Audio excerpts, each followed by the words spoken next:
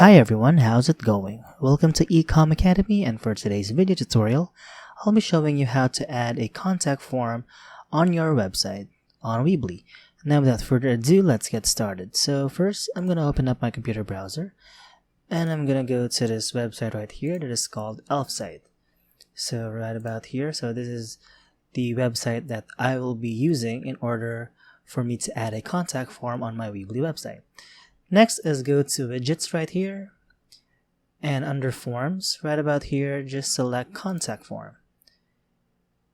And next, once you have done that, just select a template to start with, so you can have a simple form, an email form, a floating form, or anything that you actually want to have.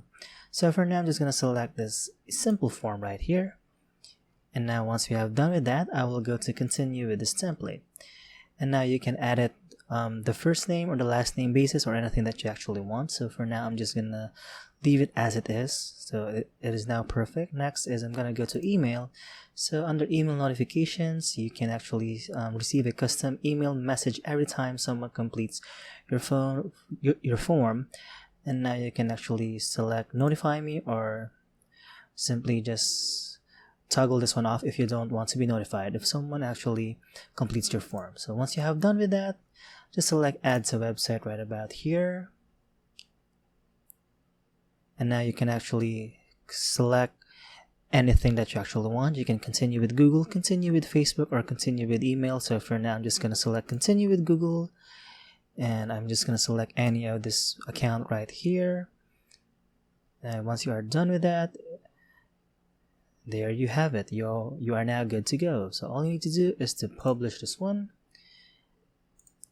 But in order for you to use the template, all you need to do is to have a monthly subscription. So make sure to utilize the monthly subscription. So you have Lite, which is free, of course. You have Basic, you have Pro, and Premium. So it's all up to you if you want to make or have a monthly subscription. So just look into that if you will. So I guess that's it for this video, and I hope you find this video helpful. If you have some questions, some comments, or even some suggestions, I suggest to put it down in the comment section box below. So thank you for watching this video, and I'll see you next video. And if you find this video helpful, be sure to give this video a like, subscribe to this channel, and of course click on that notification bell to be notified for future videos. Bye!